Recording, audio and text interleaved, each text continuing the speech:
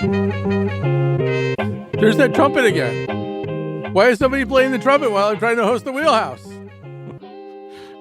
I sound like Jerry Seinfeld. I'm getting a little irritated by that trumpet.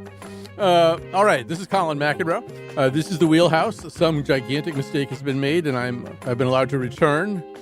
I was on every episode of the Wheelhouse pretty much for seven years. And then I wasn't, and I don't think anybody missed me all that much. But Frankie is on vacation, so I've totally gone Al Haig. I am in control here. Just to talk about a dated reference that the young folks won't get. But we are very excited with our panel today. And obviously, last night was a very exciting night in the Democratic National Convention. I was not a huge fan of the first night. I thought there were some real problems, but wow, what a 1-2-3 punch. And speaking of a 1-2-3 punch, it's time to introduce the panelists, because we have a very exciting panel for you today. Ladies and gentlemen, Maryland, the center of the crab-eating universe and the home of Johns Hopkins University, casts all of its votes for Leah Wright Rigueur, an associate professor of history at Johns Hopkins University, and author of The Loneliness of the Black Republican, Pragmatic Politics, and the Pursuit of Power.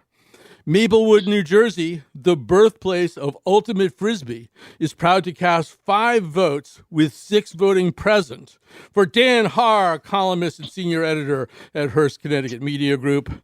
And Eastham, Massachusetts, the kayaking capital of the Outer Cape, cast all of its votes for Mark Pasniokis, the Capitol Bureau chief and co-founder at the CT Mirror. So first of all, 2 of our panelists, Leah and Paz, are in Chicago at the convention. Danny and I are here. Am I supposed to call you Dan now? Is that the deal? I think you're exempt. Okay. I'm grandfathered in, yeah. Almost literally.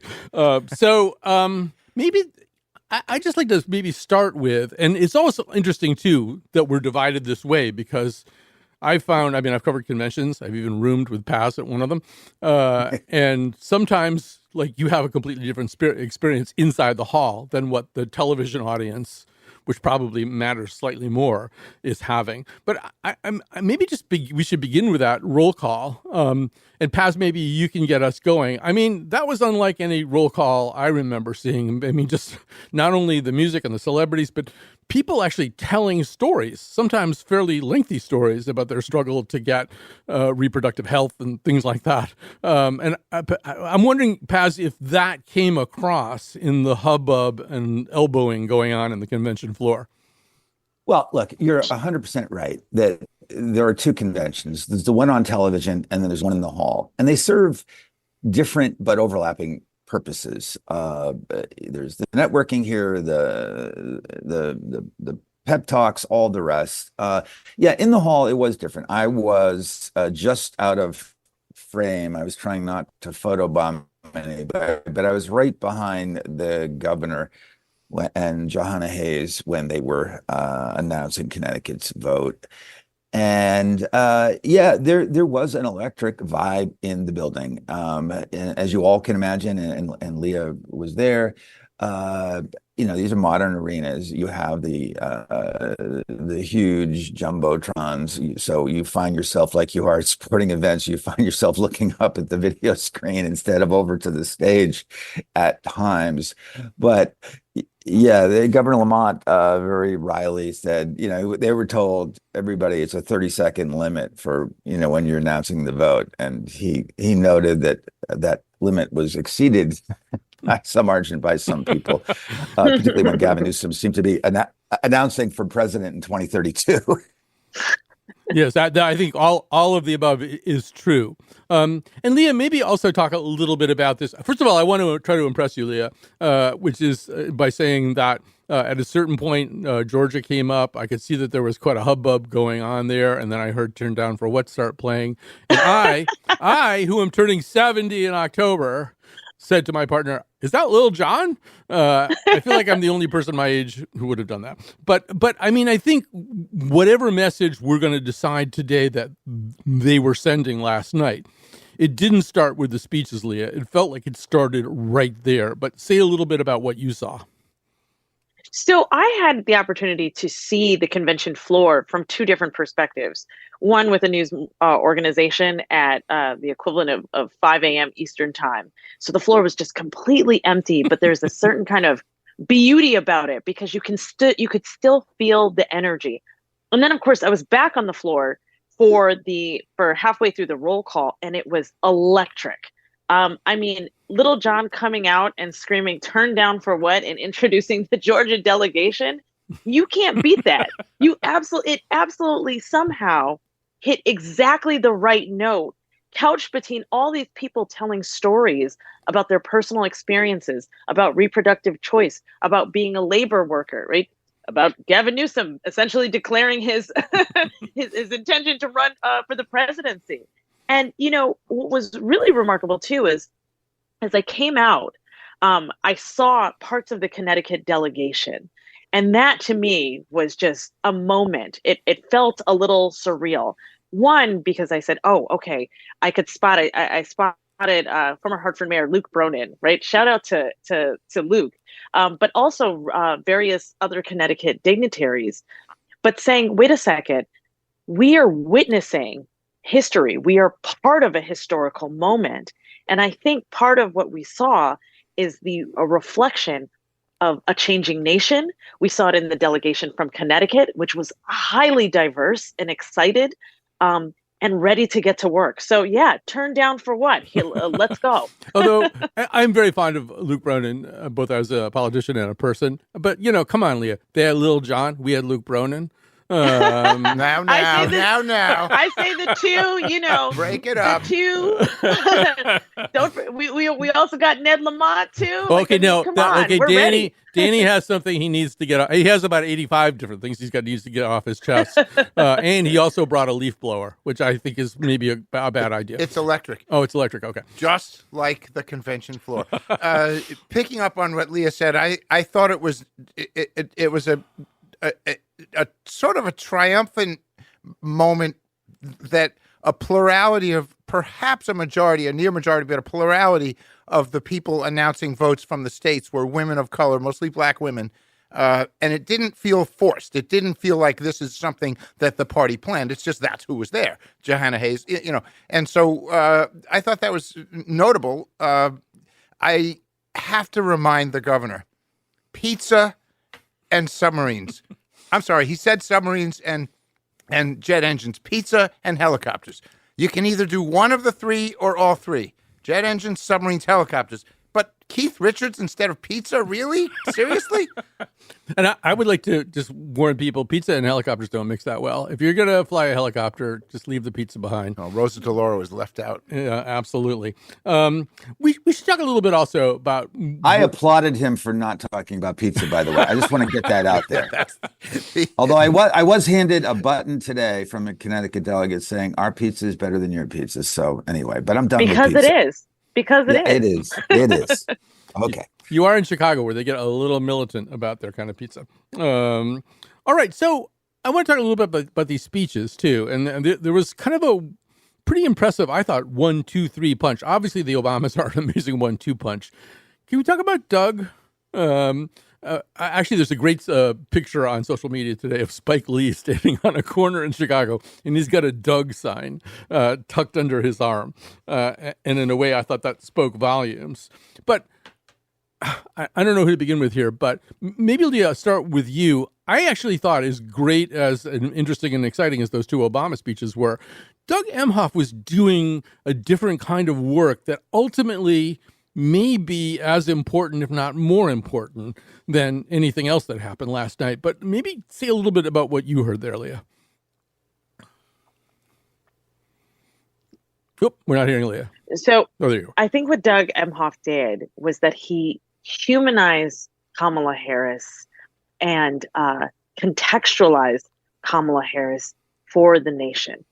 And I think that is incredibly important because even as she is one of the most recognized and most recognizable figures in this country, I mean, she's the Vice President of the United States, the American public still needs to fall in love with her. They still need to get to know her. They need to trust her. And who better to do that than the first gentleman, right? The the second gentleman. I'm sorry. The other thing I think that's really important here is that there are several things, particularly around Republican attacks for Kamala Harris. I'm sure many people have seen the attack ads where they have been criticizing her for her laugh, for her humor, for doing things like dancing at various presidential celebrations and saying, do you really want a leader who dances? Do you really want a leader who laughs? And I think what Doug Emhoff did was like, yes, you actually do. And this was really important to the mood of the convention, which is that this is a joyous occasion. This is about freedom. The Obamas actually picked this up in their speeches, which was right on, they couldn't have planned this any better, which was like, we have taken a dark turn as a nation, and this is not who we need to be. We can actually be better than that if we want to be. And the person who is at the center of this is Kamala Harris. Yeah, I want to come back to what the Obama said. But first of all, Danny, and I'm not singling you out. Yes, I am actually singling you out. I thought there was big Doug energy in the hall. But I also think it's kind of a mensch moment. He's clearly kind of a mensch. Tim Walz, kind of a mensch. Or Coach Walz, excuse me, kind of a mensch. Are we having a mensch moment at the Democratic Party? I want to know whether my brisket is as good as Kamala Harris's brisket. That's my answer. Yeah, in some ways, what he did is outside the norm, and in some ways, it's only outside the norm because of gender. He did the traditional humanizing speech of the spouse of the nominee. That's what we do. That's what we have. That's what happens. And so his talk about her taking the call from Ella, he was, the anecdote is she's dead serious, in their home after a long stretch of hard work, and he looks like he's witnessing some kind of foreign or domestic crisis. But no, she's talking to Ella, and that's how serious she is about, family matters. And unfortunately, we saw that as well with Donald Trump with his granddaughter, humanizing Grandpa Donald Trump. That's what we do. That's the bar. Some people may think, and I don't disagree, that it's more genuine in the case of Kamala Harris, but that's his role, and he performed it. I'm not sure I know the nation is ready for the first female president, woman president. I'm not sure it's ready for a first gentleman. Well, we should also say, just in terms of mensch energy, Kirsten Emhoff, his ex-wife, is out there at the convention. She tweeted a post that says Kamala's husband's ex-wife is supporting her more enthusiastically than Trump's current wife is supporting him. And I feel like, if you're a sign that maybe I'm speaking on behalf of men who are close to their ex-wives, but I think if you're a mensch and you get along with your ex-wife, those are kind of self-confirming aspects of you. Paz, I thought Leah said a really important thing, which is that those of us who are kind of focused on politics, we know a certain amount about Kamala Harris. But, we were saying before that these conventions exist for multiple purposes. And one of the tightropes they have to walk is between the indoctrinated and the completely unfamiliar or only moderately interested political participant in American democracy. And I thought one of the things Emhoff was doing, I guess I'm repeating what Leah said, is to say, okay, here's who she is. She's the kind of person who will save a stupid voicemail message that you sent and then mischievously torment you with it for the rest of your life. And that's the kind of detail maybe people need to hear. And there is a great element of relief at this convention and perhaps beyond. And that, in regard to Joe Biden saying, no, I'm not going to go forward, as well as relief in the Democratic Party that they believe they now have an excellent chance to prevent Donald Trump from returning to the White House. Donald Trump is, as you all know, is a major presence here. He is a unifying factor. He helped, as did Joe Biden, quickly unify this party behind Kamala Harris. They did not want, what the media would and historians would have very much enjoyed would have been a completely open convention, which we haven't seen in our lifetime, and it would have been fun to cover, but it would have been disastrous for the Democratic Party's hopes of winning back the House, holding on to the White House, and holding on to the Senate. Yeah, I want to maybe just jump off one thing that you just said there, Paz, and maybe ask the other folks about it too, which is, you could argue that Monday night was an attempt to valorize and validate Joe Biden. Yeah, they got him on pretty late at night to do that, but that was a big part of the agenda.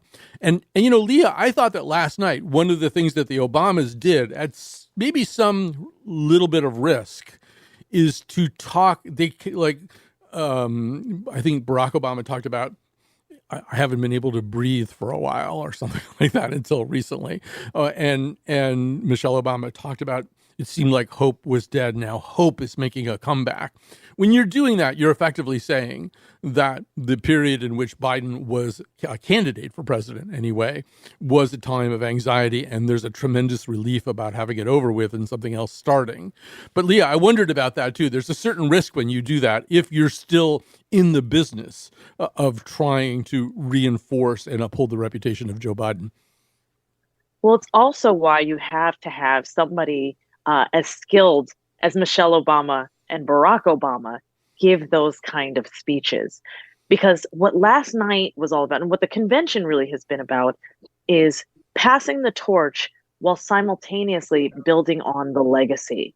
So I really do think, especially with Michelle Obama's speech, where she talked about the dread and about how she has had so much anxiety, she's actually hitting on the fact that as a Black woman, right, Black women have the highest rate of anxiety. They have the highest rate of essentially feeling uncomfortable about the outcome of political elections. In the aftermath of 2020, which should have been, a relief because so many Black women campaigned for Joe Biden, those levels of anxiety and existential dread persisted. In fact, because the majority of Black women voters still did not feel safe based on political institutions and the way that this country operated. But that's, again, why you have somebody like Michelle Obama who can then say, I'm actually building on the legacy of the ancestors, right? She talked about the last time she was in Chicago was to bury her mother. That is powerful. That is incredibly powerful. And she said, hope is making a comeback. And I see it not just in the policies of the Biden administration, that's the quintessential politician, but also in the prospect that a Black and Indian woman could possibly be the next president of the United States. And that the work that she's done in the Biden administration has been rooted, again, in this anxiety, this dread. But now there's a room for, to quote Jesse Jackson, because that's also whose legacy they're building on, there is the space to keep hope alive. It was an incredible and powerful moment that was all about both signaling, yes, Joe, we appreciate what you did. We appreciate the sacrifice. But now it's time to move on. This is about a vision for the future. Yeah, I want to build on. Go ahead. But Colin, can I say, to Leah's point, I thought we saw a side of Michelle Obama that we hadn't seen before. She allowed herself the freedom to show anger in a way that she never would have done when her husband was in the White House. That line at Trump about how he is currently looking, I guess, for one of those black jobs.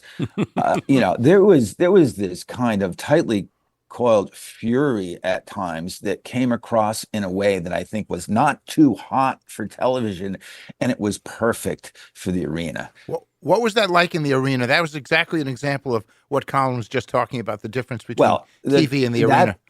That was a line that landed hugely. The other moment was when Obama, who could take over a late night show if he wants, when he talked about Trump's weird obsession with crowd sizes, and then he had his hands in a certain position, and he looked down just for a split second, and the place went crazy. I watched that. I watched that on TV. I rewound that and watched it 3 times over, and it was about a second and a half that he kept his hands there, and that was comedian's timing. That was an unbelievable timing. He's a comedy nerd. Yeah. By the way, there's this thing called the internet, and they just show the clips over and over again. You don't even have to do that. You know,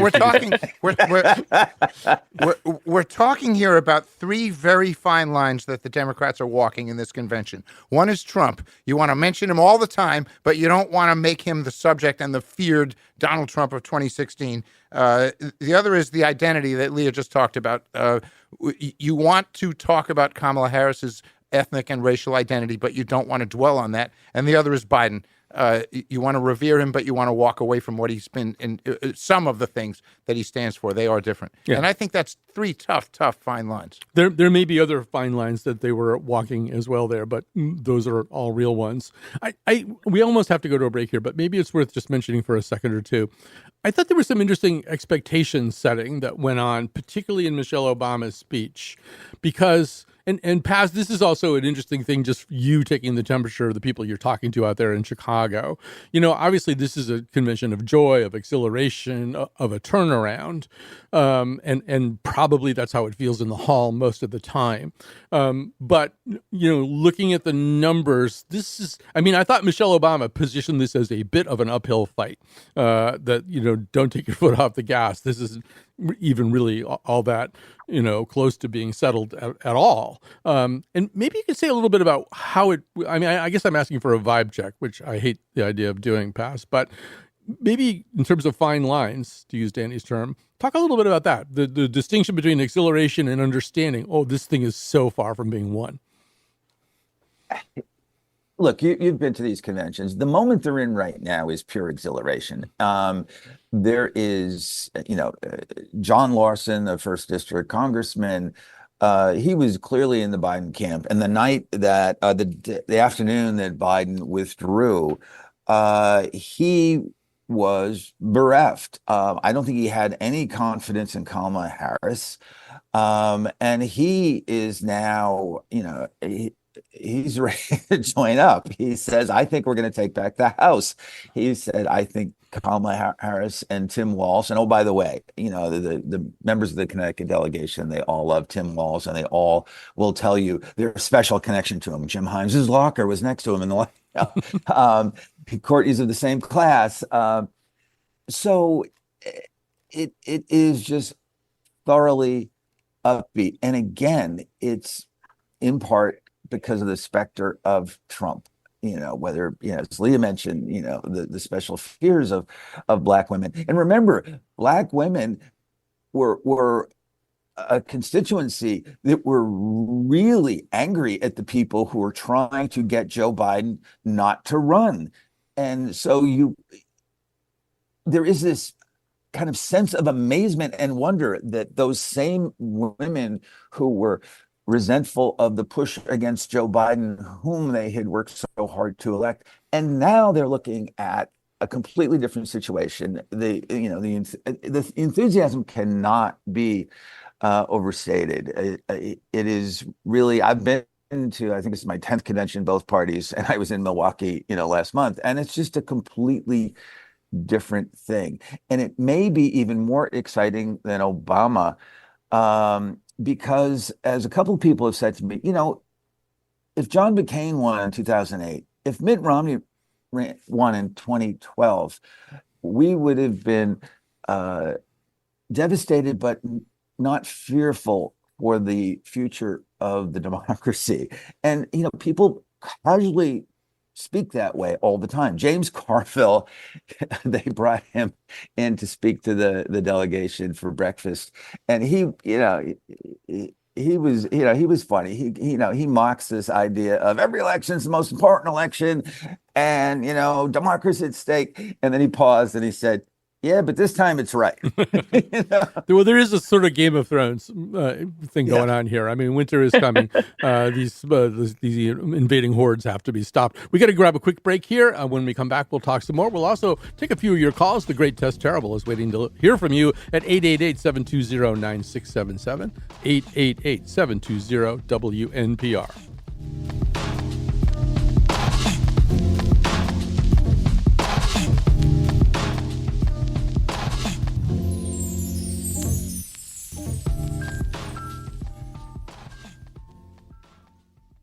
And we are back. This is the Wheelhouse. I'm Colin McEnroe, guest hosting for Frankie. We have an all-star panel today. Leah Wright-Rigueur, Associate Professor of History at Johns Hopkins University. I lost the title of the book. Where did I put it? I put it someplace else. There it is. Okay. The Loneliness of the Black Republican, and the subtitle Pragmatic Politics and the Pursuit of Power. Also with us is Mark Pazniokas, the Capitol Bureau Chief and co-founder of CT Mirror. And, of course, in studio with me, Dan Haar, columnist and senior editor at Hearst, Connecticut Media Group, also being inducted into the Ultimate Frisbee Hall of Fame this month. I'm very excited for it. I made that up. And I also do want to say, if you want to call in, 888-720-9677, 888-720-WNPR. Test terrible. Waiting to take your call. Brush with greatness there. I want to go back to what we were talking about before, just towards the end of that. And Danny, I think it's interesting, Paz is talking about Carville coming in there, because as we remember in 2016, Michelle Obama famously said, when they go low, we go high. And on the other hand, Carville and Begala in 92 and Stanley Greenberg and George Stephanopoulos, but particularly Carville and Begala, had a more sort of punch him in your mouth before he punches you in the mouth. They wanted to put George H.W. Bush on, and Ross Perot presumably, on the defensive most of the time. Let them answer critiques rather than answer critiques from them. And Danny, it does seem like maybe they combined the two strategies. There was something very unbelievably friendly and welcoming and positive about everything that happened last night, but there was also some smash mouth politics being played. Yeah, there's a little too much smash mouth against Donald Trump. The risk of making him the subject. The only way he wins is if he's the subject.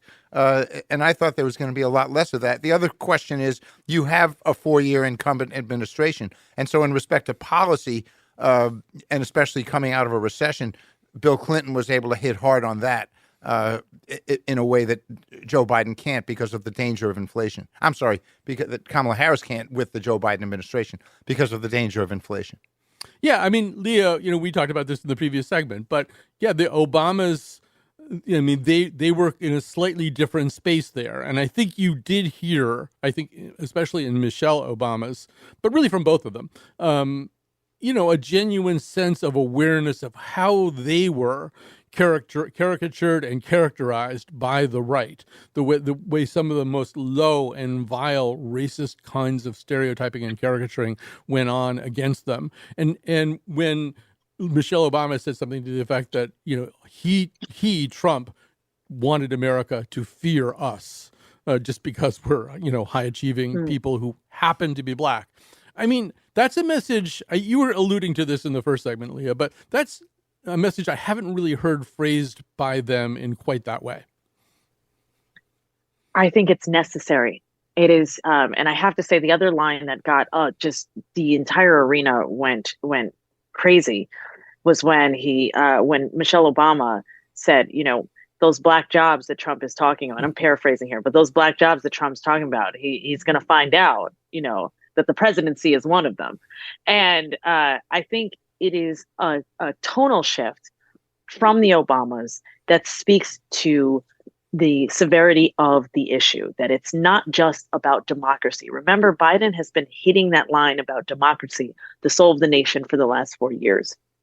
That now there has been a tonal shift that this is about protecting American freedoms and also having a vision for the future. So if you'll remember, both of the Obamas spent a lot of time talking about the things that have both been lost under the Trump administration,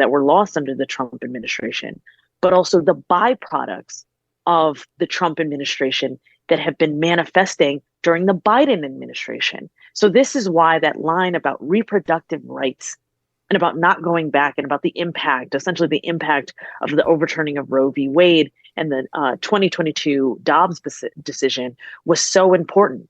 We also know that is the area where Kamala Harris is perhaps strongest on the campaign trail.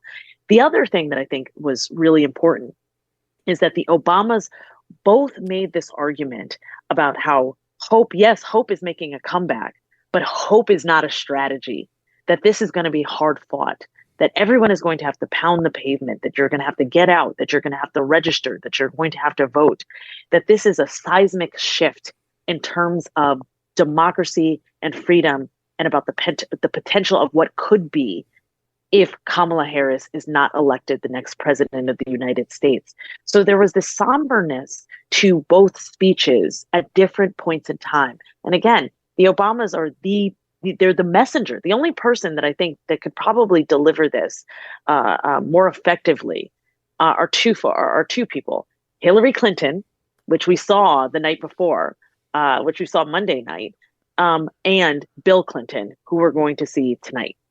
Yeah, as great as Obama is and as great as Michelle Obama is, and they are both amazing speakers, I'm almost starting to think that President Obama is right, that she might be better than him.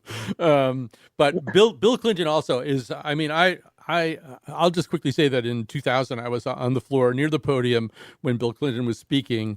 If you can remember then, this is the Gore-Lieberman ticket, and it had been decided that Clinton was too radioactive, really, to be a part of that campaign after the Starr report. I was standing between Toby Moffett and John Larson, and Clinton was speaking just so beautifully and effectively, the way that he tends to do, and so lucidly. And one of them leaned across me and said to the other, "Tell me again why we're not using this guy." I mean, Clinton really is very special that way. You know, Paz, there was a moment in Obama's speech last night that I thought I might have even heard a little echo of Chris Murphy. And that was the moment when he talked about how we build walls around ourselves and our houses, and then we're lonely. And I wondered, first of all, I mean, you know, this is something that Murphy has kind of been driving forward as an issue, as something worth talking about, the condition of the American soul and the body politic. The first question I have, Paz, is how visible is Chris Murphy right now out at the convention?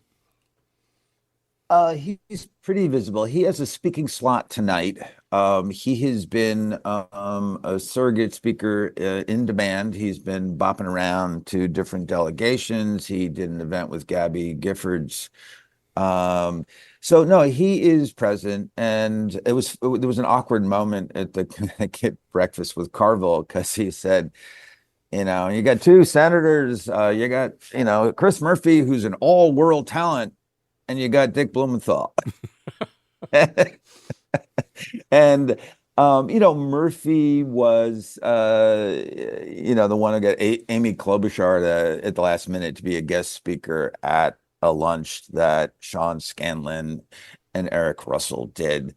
But no, we'll hear from Murphy tonight. And to your point about Murphy's talking about, you know, loneliness in America, the version that Obama offered last night, to me, it was a soft, less threatening criticism in part of Donald Trump, of the society that Donald Trump has helped, if he didn't create it, but has certainly contributed in a great way to it.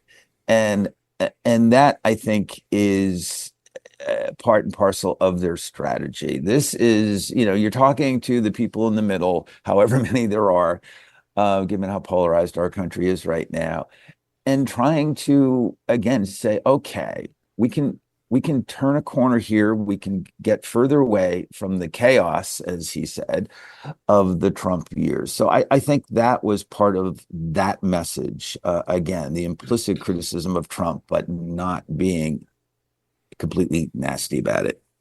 All right, let me just grab a quick call here. By the way, our number 888-720-9677, aka 888-720-WNPR. We're going to talk to Chris in Avon. Chris, do I have you?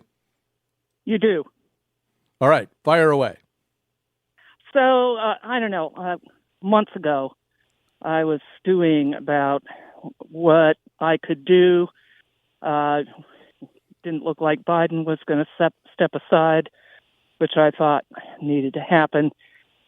And in Connecticut, you know, we're a blue state, and we said, well, there's nothing we do that's at stake in Connecticut.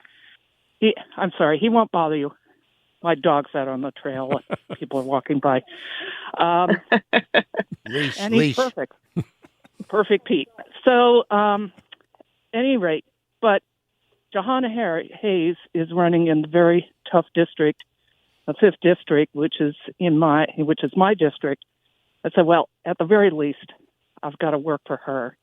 And I think any Connecticutlet that wants to contribute and wants it to be local, not phone banking in Arizona or whatever, I think they should really consider contributing to her fund and knocking doors for her, whatever they can to do for her. George Logan had her opponent had an ad on last night.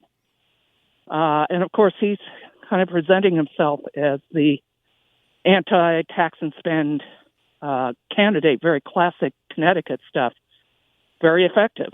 It was a cute ad. And so, but he's not going to vote that way in Congress. Well, with George, you never know. I don't mean to interrupt you, but first of all, I think you should go get Perfect Pete or whatever the dog's name is. But and thanks so much for your call. There's some stuff that we can kind of harvest out of that phone call, but maybe Leo, we start with the Johanna Hayes piece, and I'm sure Danny has something to say about that too. I don't think it was any accident that she gave the second half of the roll call from Connecticut, as she is in all the ways that Chris is suggesting. If there's a person they need to showcase who might need some help, it's Hayes. But what's your take, Leah? So I think part of what the convention is about is not just who is at the top of the ticket, but how the person at the top of the ticket affects everybody else, right? The trickle down effect. And there is a kind of really palpable energy that pops up, especially I think at these delegation breakfasts that are held every day, roughly from 7 to 9 a.m., where the candidates are talking about their enthusiasm for the election, but it's not just the presidential election. They are talking about the issues in their state. They are talking about their own races. They are talking about this is the help that we need. I actually had an opportunity to stop by the Arkansas delegation's session yesterday.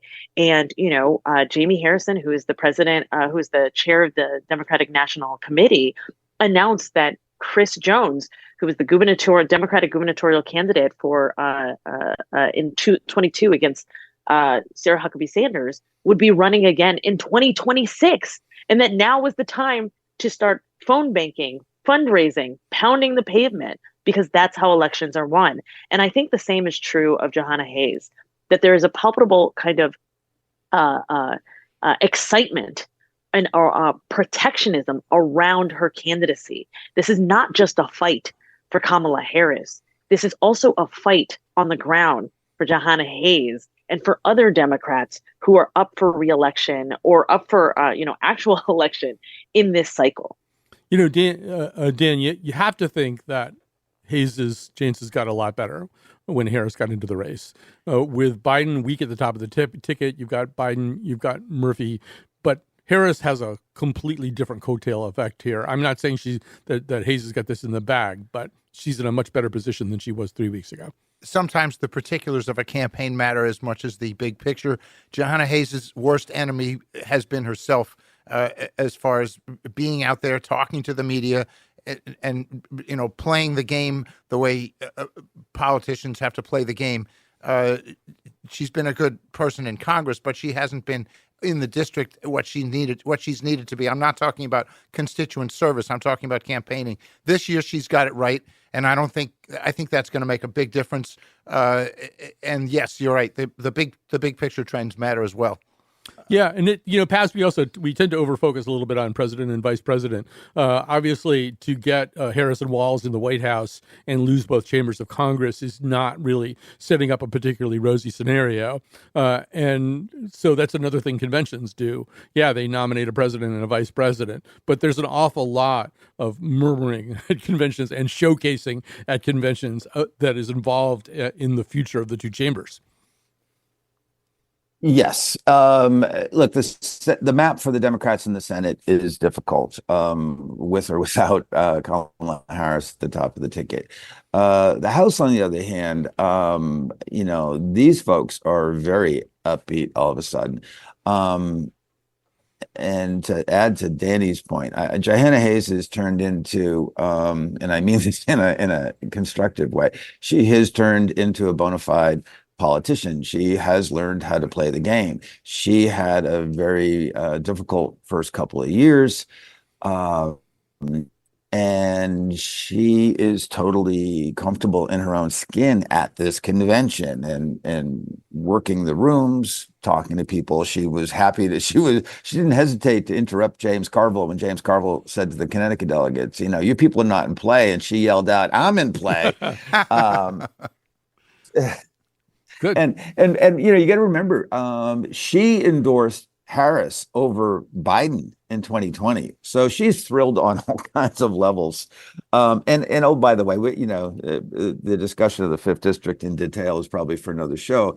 And George Logan has not shown signs of learning a whole lot from his first campaign for Congress. So, yeah, it's a competitive race, but I think things certainly look better for Johanna Hayes in the 5th District. Yeah, we have to pause and grab a break here. Although I do want to quickly say, it is going to matter what all of the people that we've seen on the convention stage do after the convention. And Barack Obama certainly sent the message last night that he feels ready to go out there and kind of hit the trail. And if everybody's willing to do that, that's going to make a big difference. It may not make that big a difference for Harris and Walz, but it'll make a really big difference in the races in the states that they go to. They will turn out more people. They will excite more people.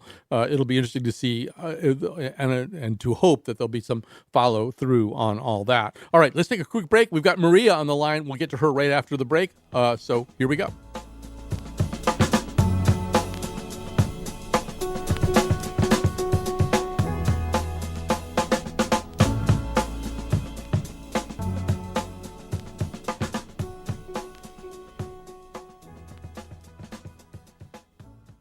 Okay, I've screwed up the clock as usual, but time to say some thank yous. Kat Pastor. She keeps trying to get out, and we keep pulling her back in. Kat Pastor is our technical producer today, and Chloe Wynn is our amazing producer of The Wheelhouse. Thanks also to Tess Terrible. She's on the phones right now. And speaking of the phones, and by the way, our panelists today, Dan Haar, Mark Pasniokis, Leo Wright-Rigueur. Let's go to the phones right now, and let's try talking to Maria. Hi, Maria. You've got the floor. Yes, good morning. Nice to hear from you. I just want to comment that we have to look about the person that is Mrs. Harris. Is a human being, is well prepared. So don't start looking for she dances, she laughs, she cooks. She knows where to dance and she knows where to laugh. She's a happy person. And we need a happy person in the Oval Office. That is beautifully put, Maria. One thing we haven't had time to talk about today, but we really should, and I think I'm going to go to the Chicago-based panelists first. There are protesters outside the convention. It's nothing like 1968. A lot of those protests have to do with Gaza. Paz, maybe just first of all, start by just giving us a quick description of what is going on out on the ground right now. How hot it's getting, if it's getting hot at all. The delegates don't see a lot of it. The modern convention, the protest areas are somewhat separate from the significant perimeters that surround convention venues. So it's nothing like 68 for a variety of reasons. Gaza is the overarching issue. In fact, we had a protest vote, what was presumably a protest vote in the Connecticut delegation of somebody who voted present, not the strongest protest, and then he declined to talk about it. But yeah, the protesters are a daily presence. There were some Code Pink folks who got inside the initial perimeter and they were greeting delegates under the watchful eye of law enforcement from all over these United States. But in the hall, it's not that big a presence. Bernie Sanders certainly talked about, hey, and he walked the line between them, bring the hostages home and do an immediate ceasefire. That's the place that this convention seems to be most comfortable at. Yeah. And Leah, let's see a little bit more about that too. It seems to me, first of all, Paz got it absolutely right, but there's also the ordering or prioritizing of issues. And my guess is that Harris and Walz are going to prioritize economy, reproductive rights, and immigration over Gaza just because there isn't an exact winning position on Gaza. Whichever side you lean a little bit towards, you lose some of the other side. But I'd love to hear how you hear it, Leah. So I think that's exactly right. But I also think that there is something going on with the Harris-Walz campaign that is, from a strategic perspective, really important. The Democratic Party has said for, generations that they respect the right to protest. That has not always meshed up. We saw this in 1968, where the first use of the Kramer anti-protest bill amendment was used against Democratic protesters at the 1968 Democratic National Convention. This year, what they did was they said, we're going to give you a space within the convention. So you see, I think, readily these conversations happening all around the convention that is about Israel and Gaza. You saw lots of delegates wearing essentially the kufi, the Palestinian scarf, and walking around. They had meetings. We also saw Jewish delegates walking around and very proudly having conversations about what was going on. So roughly, I think the last I heard, it was about 2,500 protesters showed up. There was a moment where it turned a little bit forceful. They knocked over a fence. But if anything, the Westboro Baptist Church protesters were far louder and more prone to this kind of question of violence. What they did was bring the question of Israel and Gaza right into the convention and say, yes, this may not be our top priority. Yes, this is not, quote unquote, a winning issue, but we are going to give you space to discuss it, and we are going to recognize it as an important thing that we have to address. That's very well put. All right, Danny's bristling with excitement. Two things about that. First, we saw the limit of it when Essam Boré, the West Hartford delegate who voted present, was one of three delegates, the other from Michigan and Florida, who unfurled a Stop Arming Israel banner during Biden's speech, and that got quickly taken down, and they got ushered out of the hall, not out of all of the center, but just out of that area. And secondly, the issue is really serious because it pertains to the vote. In other words, it's not just a protest in the way that Bernie Sanders represented another view within the party. It's a protest that could cost the election simply because of what's happening in Michigan, with 300,000 Muslim voters who are liberal who may not vote for this ticket. And so it stands for something other than just other view. Yeah, I mean, and I think, Paul, we didn't have time to put him on the air, I think, but Paul from Danbury called in and said, I have 30-year-old children, and the issue is in Gaza is keeping them from voting. They believe they survived a Trump presidency. They think they can do it again, but they're not hearing that issue addressed effectively. As I think Paz said, Bernie at least kind of went there a little bit, but yeah, you got about 30 seconds left, Dan, if you want to say anything more about this. Well, I think ultimately it's in the Democrats' benefit for this to become a traditional Democrat versus Republican race, not about Kamala Harris's background and ethnicity and not about Donald Trump's craziness. And in some senses, this convention is ushering that in.